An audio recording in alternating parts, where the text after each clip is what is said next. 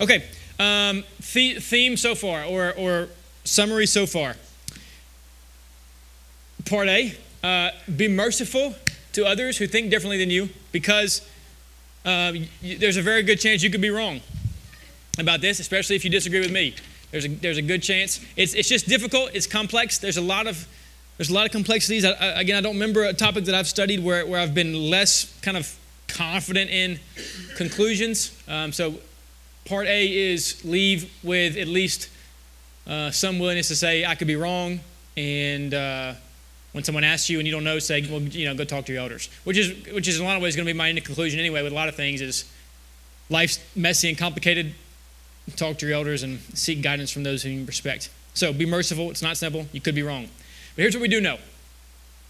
Divorce is never the ideal. It was always intended to be one man and one woman for life. The Bible talks about it being united in heaven by God, which is something that, again, we probably won't even understand until heaven. It's this huge idea that God in some way has a role in uniting man and woman. It is the primary metaphor in the Old Testament and the New Testament to picture how God relates to his people is marriage. And so obviously it is a big deal. In the vast majority of cases, the message to the person that's thinking about divorce is that you should double down. You should be a better husband or a better wife. Try to keep your marriage together. Even if you can't love them for their own sake, love them for the sake of Christ. That the truth is you being a godly husband or you being a godly wife has nothing to do with whether or not they're being a godly husband or a godly wife. What I mean is the Bible never says, husbands, make sure your wife is being submissive. Or the Bible never says, wives, make sure your husband is being enough sacrificial. It just says, wives, your part. Husbands, your part. So far too often, we end up focusing on our partner's responsibilities as opposed to focusing on what we should be doing. And if only one person in the party of the marriage did what they were called to do, the marriage would be better in all circumstances. That would be my advice in almost all circumstances. Try to stay married, including, by the way, if your spouse cheated and was repentant. The best thing to do is try to stay married. What's been an unfortunate realization is, with our kind of legal overanalyzation, is we end up being less Christ-like because we just say, well, she crossed the line, so I'm out. He crossed the line, that one line that I was waiting for, so I'm out. So you end up with these absurdities where people are saying, I told my husband, or I was just hoping my husband would cheat on me so I can get out of it. Right? That's insane. It is, I think, proof that we missed the point and what's being said in the New Testament. But the issue we're dealing with, of course, is it ever permitted? We know Moses permitted it, at least in the Old Testament. Is it permitted now, and what's our guidelines there? Okay, so like I said last time, divorce is not some sort of unforgivable sin, some sin that's in its own category, apart from all other sins, a sin that you cannot repent of, a sin that requires committing the sin again in order to get out of it, the insanity of that. The call of the Bible is this. Have you been divorced? Were you the guilty party? Stay single or be reconciled. Are you divorced now and married again? Your marriage is good and beautiful. Be a faithful husband or wife in this marriage. The way you repent of divorce is not getting divorced again. So regardless of your before story, regardless of what happened before, the call is to repent of what you did poorly. If you haven't, confess your sin and ask forgiveness of the person that you were married to before. That's a good thing to do. And then live faithfully to your new spouse and glorify God. Look at 1 Corinthians 6. Our kind of key text that we've looked at a lot, of course. The key text, I think, in this whole discussion is 1 Corinthians chapter 7, which is where we're going to spend our time today. But look at 1 Corinthians 6 before we do that. 1 Corinthians 6, starting in verse 9. Paul obviously talking to these Christians in the church at Corinth. Verse 9, he says, or do you not know, would you mind closing that door, Joe? Thanks. Or do you not know that the unrighteous will not inherit the kingdom of God? Do not be deceived. Neither the sexually immoral, nor idolaters, nor adulterers, nor men who practice homosexuality, nor thieves, nor the greedy, nor drunkards, nor revilers, nor swindlers will inherit the kingdom of God. Here's the key part, 11. And such were some of you. But you were washed. You were sanctified. You were justified in the name of the Lord Jesus Christ and by the Spirit of our God. In the midst of the church at Corinth, to whom he was writing, were adulterers. People who had gotten divorced illegitimately, potentially were the ones who cheated, all sorts of things that he's talking to these people. And his call is not, you got to go back to the first, the call is you've been washed, you've been sanctified, live a life that glorifies God. That's the call. Okay, so with that laid down, principles we've laid out so far. Principle 1, marriage is a God-created union. That is profound and true beyond probably what we could even grasp. Principle 2, divorce is wrong and against the ideal. Principle 3, divorce and remarriage is adultery, breaking your vows and starting vows with another. Principle 4, however, sexual sin can justify divorce and remarriage. And so that qualifies the first 3 a bit. Principle 5, singleness is a legit option, which was brand new to them. And we looked at briefly last time where we're going to start today. Principle 6, if you're the cause of an unjustified divorce and you're single currently, stay single or be reconciled. Are you the cause of unjustified divorce? Stay single or be reconciled. Okay, 1 Corinthians 7, again, we won't do all this again like we did last time, but if you remember, Paul starts by saying, yes, it's good to be single. Singleness is good. What was going around in Corinth at the time, apparently, is they were being taught what's called asceticism, which was a very popular view in the first century. You could see that throughout the Bible. And one of the parts of that was you shouldn't get married. You should abstain from sexual relations, and thus marriage. Singleness is better. And so Paul takes that and says, kind of, right? Singleness is better. He says, I wish all of you could be single because single people are more devoted to the Lord, have more time for the Lord. He says that throughout chapter 7. We looked at last time. But he says, you can't do that. That's a gift that some have, but most do not have the gift of singleness. Verse 2, because of the temptation of sexual immorality, therefore. Okay, so it's good to be single, yes, but because of the temptation to sexual immorality, each man should have his own wife and each woman her own husband. That's the general rule. The husband should give it to his wife her conjugal rights, likewise the wife to her husband. For the wife does not have authority over her body, neither the husband over his, etc. Verse 7, he says, I wish that all were as I myself am, meaning single, but each has his own gift from God, one of one kind and one of another. Okay, so the whole of chapter 7, Paul says, yes, singleness is better in many ways. That is true. Singleness is better in many ways. But most of you don't have the gift of singleness. I mentioned last time the illustration of how I bunted a lot in high school. And if I would have said to the coach, wouldn't it be better if I just hit a home run? He would have been like, yeah, but we both know you're not going to do that, right? So bunt the guy over to second. So I did that a lot. And that's kind of Paul's thinking here. He's like, yeah, I mean, singleness, if everyone was single, obviously if everyone's single, it's not good, but singleness in your life would be better. You'd be more devoted to the Lord. You have to worry about worldly things less. But you don't have that gift. We know you're not going to manage that. So let each man have his own wife and each woman her own husband. Maybe you have the gift of singleness. That's a wonderful thing. But the truth is that the majority of people do not have that gift, and Paul recognizes that. And so he says a wife and a man and a woman should have their marriage partners. Okay, then we looked at verse 8. To the unmarried and the widows I say, it's good for them to remain single as I am. Same thing he just said. But if they cannot exercise self-control, they should marry. For it's better to marry than burn with passion. Same thing he just said. He just summed up in 8 and 9. Verse 10. 10 and 11 are very significant, by the way. To the married, he says, I give this charge, not I, but the Lord. Meaning Jesus said this, and I'm just repeating him. The wife should not separate from her husband. But if she does, she should remain unmarried or else be reconciled to her husband. And the husband should not divorce his wife. Okay, that's simple principle. It's right there. It's where we get that principle.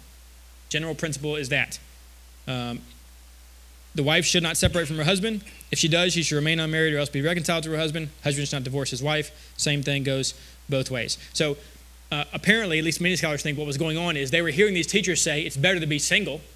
And they were saying, okay. And they were divorcing their wives or husbands to live the better life of singleness. And Paul is saying, no, don't do that.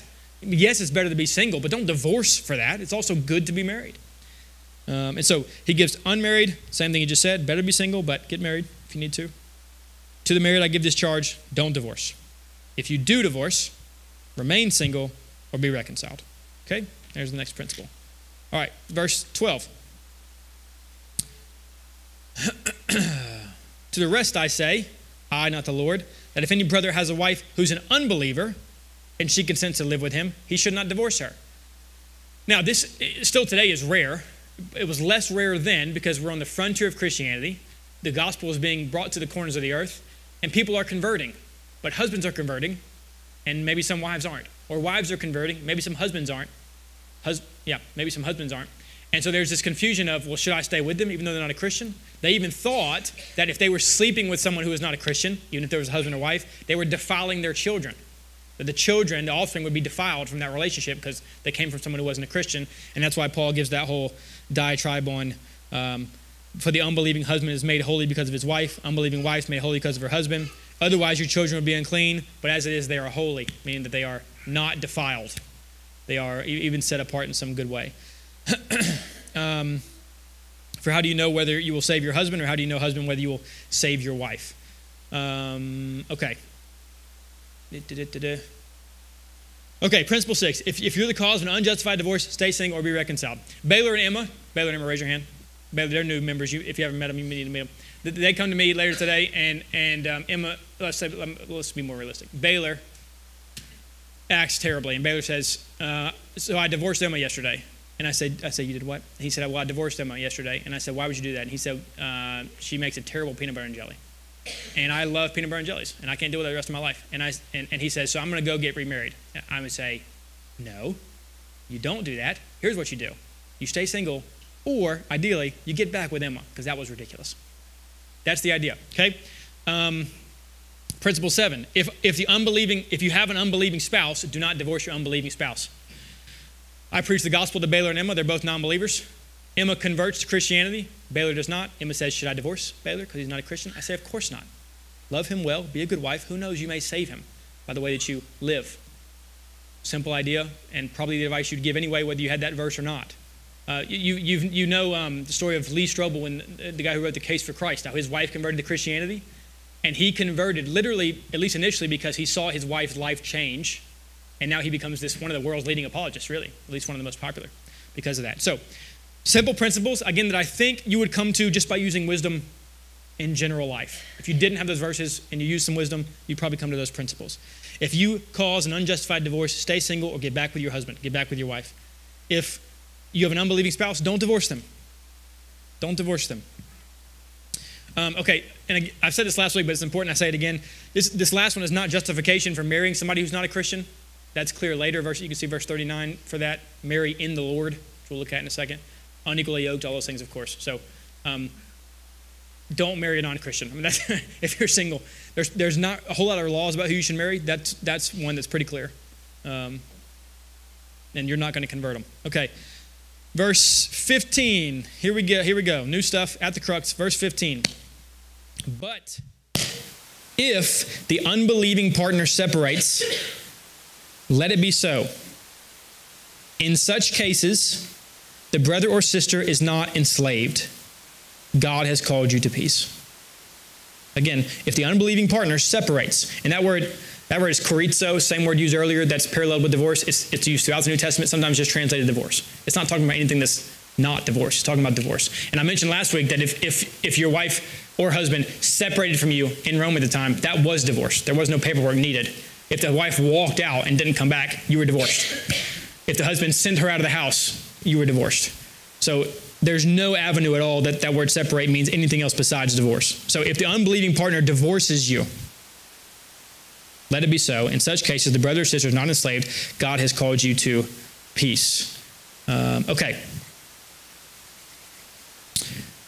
Paul gives here clearly another exception that Jesus didn't give. That's why I told you that the position of the church throughout history has been primarily what's called the two-exception view. And there's two exceptions. There's two things where divorce is permitted, one being sexual immorality, and the other one being abandonment or desertion, which is here, which is this verse.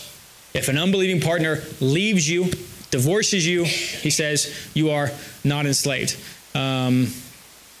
Baylor finds out Emma's a Christian, leaves her, asks for a divorce. What should Emma do? Emma comes and says, what should I do? Emma should fight for that marriage, do her best to stay married, to convince him, go to him and say, well, we can work this out, we can do this, we can still be married. Bring the gospel to him, all the things that I would advise her to do. She should bring some friends with her to talk to Baylor and say, please, let's do this.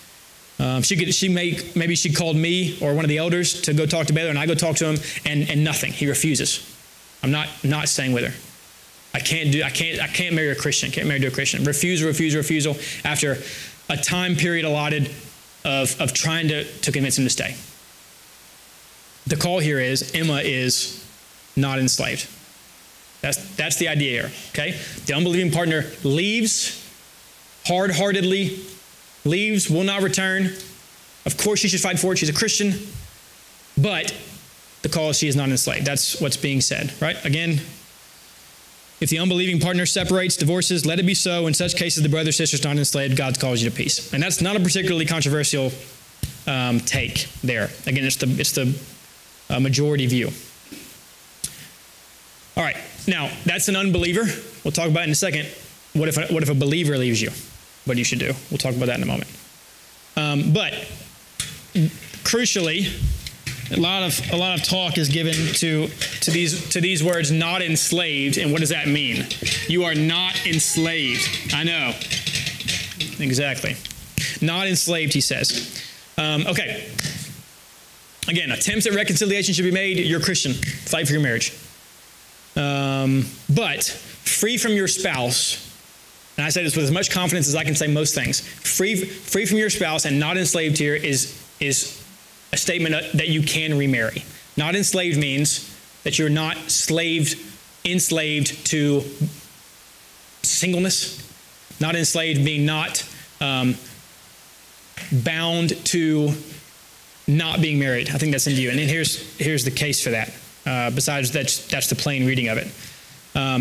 Free from your spouse in the first century, without exception. This is Roman, this is Jewish, this is all central provinces. Free from your spouse meant free to remarry. Literally, you can look them up. On Roman divorce certificates and on Jewish divorce certificates of the time, they used that exact language. It said, with every divorce that was given, it says at the bottom, you are free to marry whomever you wish, or whatever man you wish. That was the Roman version. The Jewish version was the same. It just said any Jew that you wish.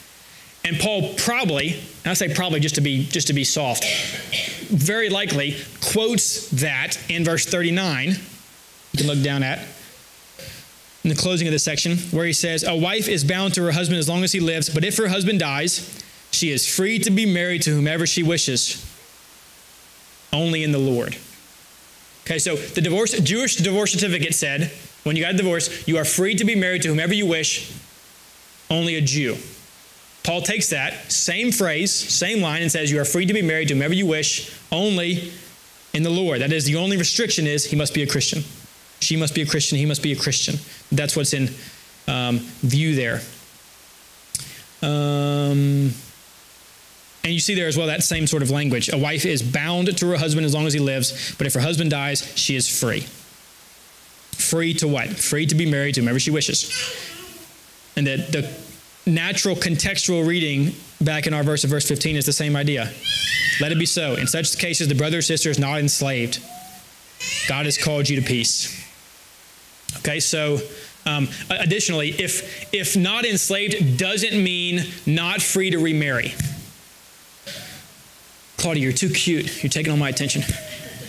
If you are not enslaved does not mean, there's a lot of knots involved here. If you are not enslaved means anything except free to remarry. I don't know what it means. It essentially means nothing. If what that means is you're not enslaved to the marriage that's already been divorced, if your partner separates, you're divorced. Okay, I want you to imagine this scenario for yourself. You can use Emma and Baylor if you want. Emma's a Christian. Baylor divorces her. Baylor leaves. Paul writes a letter to Emma and says, you are not enslaved. What does that mean? She's divorced.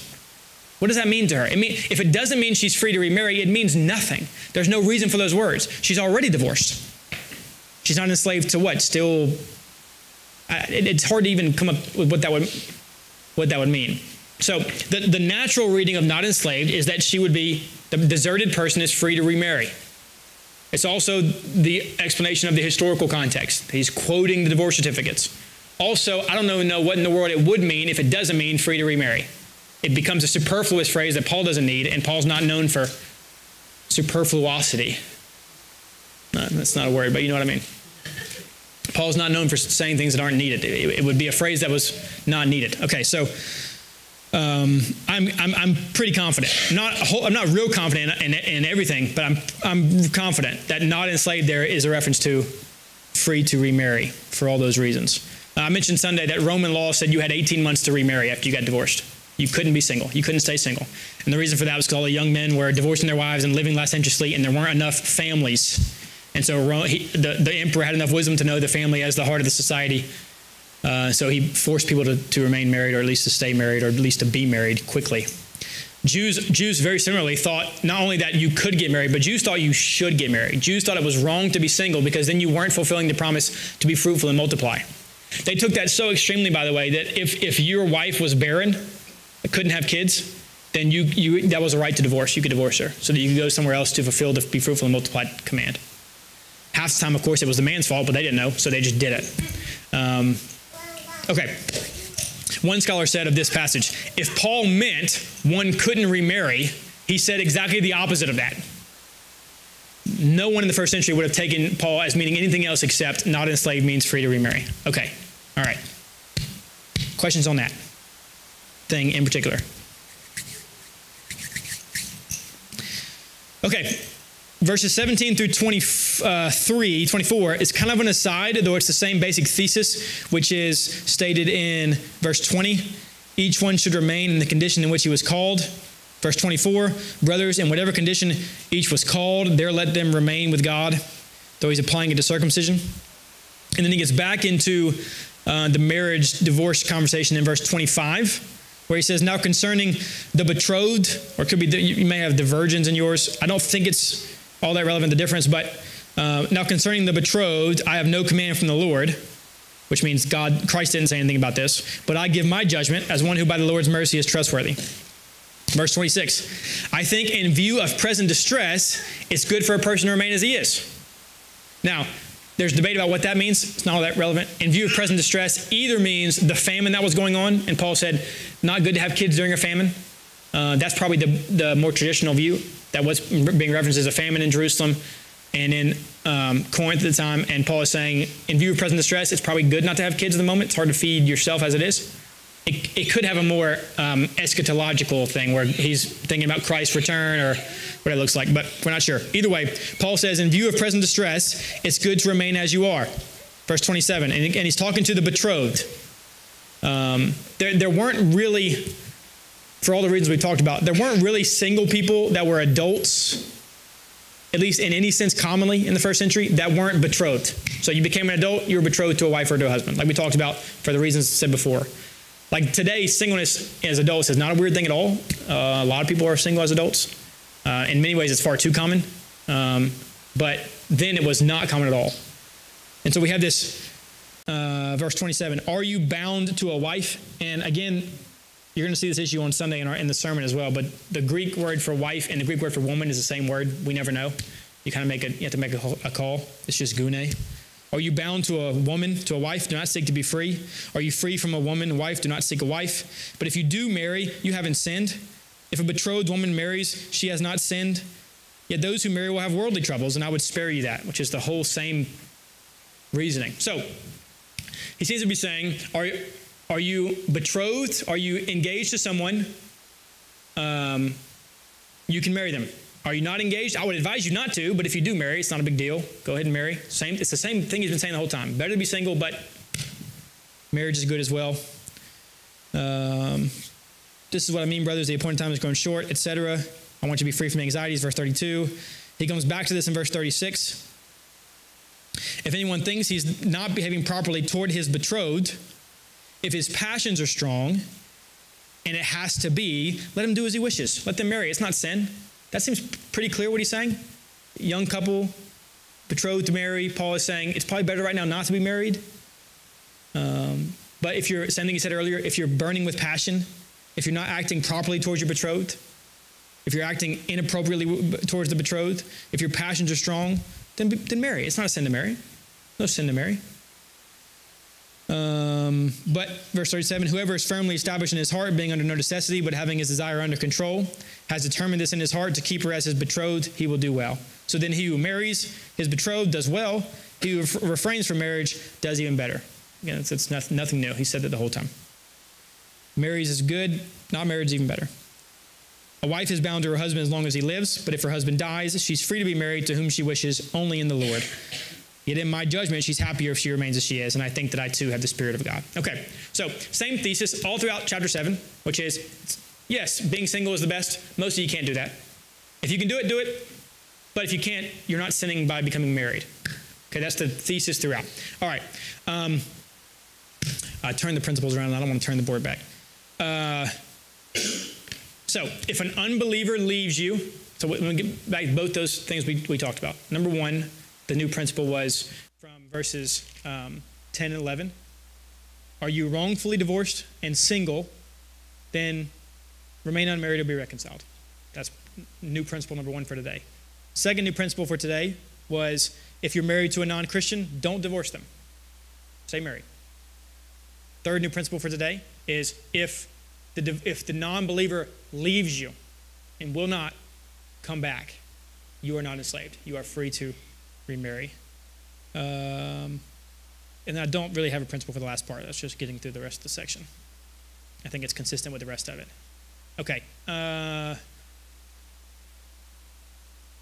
Why is an unbeliever in particular? Again, if the situation with Emma and Baylor, and Emma follows Matthew 18, which would be the general advice here. So go to Matthew 18. This is the list I kind of gave earlier without going to Matthew 18. Verse 15 and following.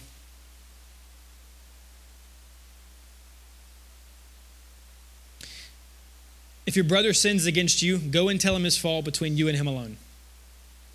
If he listens to you, you've gained your brother. Step 2. But if he does not listen, take 1 or 2 others along with you, that every charge may be established by the evidence of 2 or 3 witnesses. If he refuses to listen to them, step 3, tell it to the church. And if he refuses to listen to the church, let him be to you as a Gentile and tax collector. Truly I say to you, whatever, etc. Okay, so that is a process given for Christians to deal with Christians, both of which acknowledge the authority of the church and the authority of the Lord.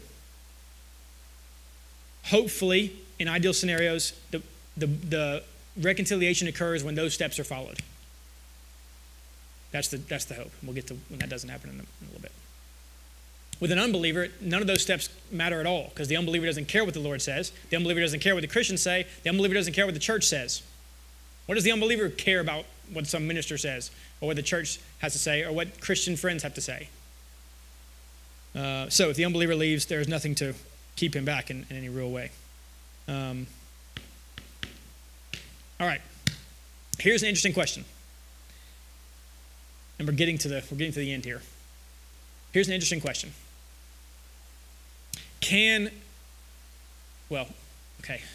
Part A, how do I know if they're really a believer or an unbeliever? Part B of that is this. Can you ever treat a believer as if they're an unbeliever? Can you ever treat a believer as if they're an unbeliever? And if so, then would 1 Corinthians 7 apply? Here's what I mean. Clearly, sometimes in the Bible, a believer can be treated like an unbeliever. Whether they really are or not is kind of irrelevant. You don't know that. But can a believer ever be treated like an unbeliever? And again, look here in verse 17 of Matthew 18. If he refuses to listen to them, tell it to the church. And if he refuses to listen even to the church, let him be to you as a Gentile or a tax collector, which is the same as saying, let him be to you as an unbeliever. Let him be to you as if he wasn't a brother. And treat him that way. Look at 1 Corinthians 5. Well, that's the same idea. You know 1 Corinthians 5. Look back at 1 Timothy 5. 1 Timothy 5. 1 Corinthians 5 is the same thing. It's about discipline. 1 Timothy 5.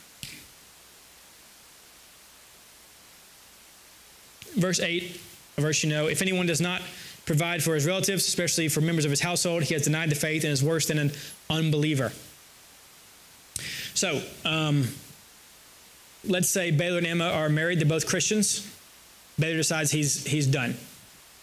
For illegitimate reasons, he's done. He's done with Emma. Not good enough peanut butter and jelly. And he leaves. Okay, so Emma goes through the proper protocol. She goes to him and begs him. She brings Christian friends. She brings Aaron and she brings Evan, and then goes sit with Baylor and say, Baylor, come on. And then she goes and gets elders or pastors or gets me or gets somebody and even the church and represents say Baylor, come on. And at the end of all that, Baylor still says no. Then following that same protocol of Matthew 18, Baylor can be treated as if he's an unbeliever. And therefore the desertion is the same as if it was an unbeliever's desertion. He may be an unbeliever in that case, without refusing to listen to all those things. So he can be treated like an unbeliever. And is that, I think that's reasonable Bible study. I think that's a reasonable application. Certainly at least interesting. In that case, we have a Christian that's refusing the church, refusing the Christians, refusing all these things. He's going to do his own thing regardless. He needs his peanut butter and jelly and he leaves. Then that exception would seem to apply to her. Yes? In your instance? Yeah. Yeah. Yeah. Him? Well, if he came to me, and I hope he would. He comes to me, and I would encourage, let's just being real practical here, I would encourage Emma to wait as long as possible before she was remarried for the opportunity of reconciliation. I wouldn't place any hard lines on that, but the advice would be, as long as you feel like you can and be faithful, wait. A year or 2 years, whatever it is, she gets married, he comes back and he's repentant. He realizes he screwed up, he messed up. What he should do is confess his sin to her, ask for forgiveness, but it does not in any way impact her new marriage. Can he get remarried is a different question. That's a more difficult one, I think, in my opinion. Well, that's the one I was asking. Yeah, well, I was hoping not. Okay, so my advice to him would be, if she was single, stay single, be reconciled. Go back to your wife. If she's married and the reconciliation is not possible, let me get to the, I don't know is the basic answer because the Bible is not all that clear, okay? But let me give you both options, which I think are both reasonable. Option one is the call of 1 Corinthians 7, 5, and 6 still applies. Stay single. You can't be reconciled anymore. Stay single. Option two, or B, which I lean towards, is that was not really the point of 1 Corinthians 7, 5, and 6. When reconciliation is no longer possible, then you can be remarried. I lean that way, but I'm not hard on that, because I don't think the Bible is all that clear. In that case, Baylor's here, so I would say, let's talk to the elders, let's do that. If someone outside of the church, I would say, go talk to your elders and submit to them and submit to their leadership. And I think whatever, in all cases, I would encourage, be faithful to what your elders say. If they say that you can, then you can submit to that. If they say you shouldn't, you should submit to that. So it's not one of those things that's all this clear, but I do think there is at least a reasonable argument to be made that when reconciliation is no longer possible, 1 Corinthians 7, 5, and 6 is not an applicable thing. But I do think there are variable circumstances there. And it's one of those cases I would say, trust your elders and do what they say. Which is one of the beautiful things about how God set this up, where it's like the qualifications for elders that we talked about Sunday. It's not just, hey, get some guys who really understand the Bible and they'll never have to deal with anything. They'll have all the answers. God knows, goodness gracious, people are complex. Life is messy. You're going to get curveball after curveball after curveball. You're going to need some men who are wise, who have good character to make some tough decisions. And so I don't think it's as important that we overanalyze every little thing and we just say, well, let's have the elders deal with that situation in particular, use wisdom, and tell them what they should do. And I think that's being faithful, where the Bible doesn't make that thing clear for us. You forced me to jump ahead of there, Troy. I'm angry about it, but thanks. All right, so thoughts on that, though I'll get into that a little bit more. Okay, let me finish with this. And this is kind of the crux of it.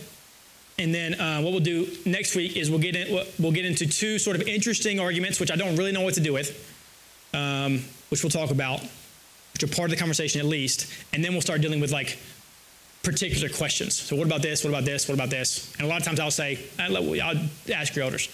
But we'll talk about what we can talk about. Okay, let me finish with this today. At the very least, with 1 Corinthians 7, without doing some serious gymnastics around the text, and the plain reading, and the historical context, and the literary context, what you have in 1 Corinthians 7, plainly, clearly, is another exception that Jesus doesn't talk about. Okay? Now, again, I don't think that's an arguable point. A lot of this stuff's arguable. I don't think that's arguable. What's in view in 1 Corinthians 7 is an exception that is not sexual immorality. That is not part of Jesus' exception. So what that means is Paul didn't take Jesus' words as the rigid law, as overanalyze those words and anything outside of those words as no possible exceptions. Paul didn't see Jesus' words in Matthew 5, Matthew 19, Mark 10, Luke 19, 16. Paul didn't take Jesus' words and say, okay, no other exceptions. Paul saw there was an opportunity for wisdom to be had, at least with one other exception. That's a big deal. Okay? It's a big deal because we know at the very least, regardless of how you agree with me and disagree on other things, at the very least we know this. There is at least an open door for exceptions that Paul takes, or at least that Jesus' words shouldn't be taken rigidly, that he meant them in a way that was not to be taken rigidly, that again calls for some wisdom. Jesus made blanket statements like that, where he said, except for sexual immorality, it's adultery. He made blanket statements like that commonly, often. Go to Matthew 5.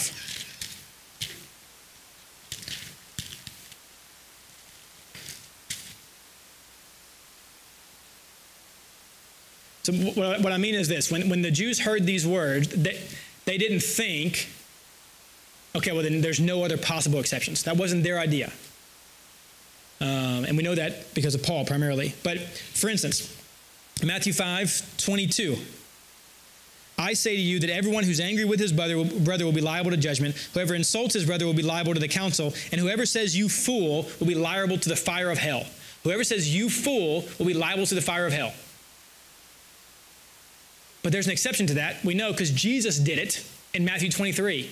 He called the Pharisees, you fools, along with you hypocrites, along with you brood of vipers, and other things that seem meaner than fool. The point was not about this is a rigid, you can't say these words rigidly because if you do, you go to hell. The point was about anger and about anger towards your brother and the seriousness of that anger. And that was the point. And they knew that. And so do we when we read that. We know that he doesn't mean that explicitly, again, because he says that himself. Matthew 5:28. I say to you, everyone who looks at a woman with lustful intent has already committed adultery with her in his heart. We know it doesn't apply in marriage. It is good for a husband to lust after his wife, to long after his wife physically in that way. It's good. It's good for a woman to feel that towards her husband. It's a good thing. We know that. We know that it's good. Goodness gracious, if you don't think it's good, you better get rid of Song of Solomon. Rip that out of the Bible because it's clear that it is. It's a good and God-glorifying thing. For far too long in the church, 20th century, we have treated sex like a dirty and unfortunate and sinful thing when God intended it actually to be God-glorifying and good. All right. So lust, adultery, yes. But that doesn't mean without, of course there's exceptions. Of course a husband and a wife. Matthew 5:29. That's not the right verse. Hold on. Verse 39. I say to you, do not resist the one who is evil, but if anyone slaps you on the right cheek, turn to him the other also. Do not resist the one who is evil. Well, the evilest one is the devil, and you're told explicitly to resist him. Point being this, guys, and you see this probably already. The point being that when Jesus was saying these words, he wasn't saying, here's a rigid formula. If you go outside of the formula, he was saying, here's the general rule. Here's the wisdom. Sure, there's exceptions, but use wisdom. Here's the basic rule. The rule is you should not call your brother a fool. You should not be angry at your brother when you call him a fool. You should not lust. Yes, that's true. You should not, etc. That divorce except for sexual immorality is adultery. That's the rule. That's the genuine principle. Now we should feel the weight of that. I've got more, but I think you get the point. Look at, and we're done here. Matthew 12. Last couple verses, this one and it's parallel, and we're done. Matthew 12.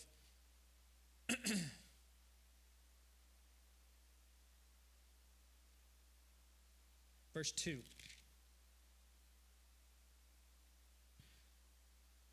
And I'm going to go ahead and tell you what my point's going to be here so you can see it as we go. It seems very often we've become, with this issue and others, what the Pharisees were with the Sabbath. Verse 2. When the Pharisees saw it, they said to him, look, your disciples are doing what is not lawful to do on the Sabbath, which was true. They were doing what was not lawful to do on the Sabbath. He said to them, verse 3, have you not read what David did when he was hungry and those who were with him? How he entered the house of God and ate the bread of the presence, which is not lawful for him to eat, nor for those who are with him, but only for the priests? Or have you not read in the law how on the Sabbath the priests in the temple profane the Sabbath and are guiltless? I tell you something greater than the temple is here. And if you had known what this means, I desire mercy and not sacrifice, you would not have condemned the guiltless. Who are the guiltless? The ones who are doing technically according to the law, right? He said you're condemning the guiltless because you're desiring sacrifice over mercy. Or look at Mark's version. Look at Mark chapter 2.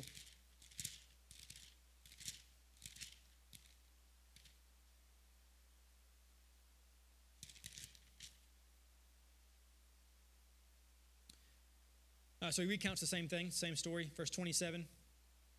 He says, and he said to them, the Sabbath was made for man, not man for the Sabbath. So the Son of Man is Lord even of the Sabbath. The Sabbath was made for the man, not man for the Sabbath. He says, Pharisees, what you've been doing is you have taken the ritual and placed it above the one the ritual was for. The Sabbath was intended for you to rest and to glorify God by the way you live. It was not this sort of rigid thing that if you go outside of it, you're hellbound. And we'll look at this next week, but he says later, if your goat was to fall into a hole in the Sabbath, wouldn't you pick it up? Of course you can do good work in that sense on the Sabbath. And I think, of course, it's not a one-to-one parallel. But I think very often what we have done is made things rigid that were supposed to be more, let's use wisdom sort of things. So when Jesus said anyone who calls someone a fool is liable to hell, he didn't mean without exception. When Jesus said lust will damn you, he didn't mean all lust. When Jesus said don't resist evil, he didn't mean all evil. When Jesus said honor your father and mother, he didn't mean even if they tell you to forsake him. There were exceptions that everyone assumed. And we know at least that was true in some extent here because Paul sees an exception that is not mentioned by Jesus in Matthew or Mark or Luke. All right, so next week we will basically start with, if I'm able to, kind of just my summary of my position. And again, my position doesn't have to mean anything to you. This is not one of those churches where you got to sign the dotted line and say, I agree with what Renee said. I'm following the minister's vision. You believe what you want to believe about it. That's fine. But my summary that I'm at now is how I will operate as a minister until I'm convinced otherwise. And so it is important for you to know that. And I'll start with that basically next week. Thoughts, comments, statements, remarks, agreements, based additions, omissions, etc. for today.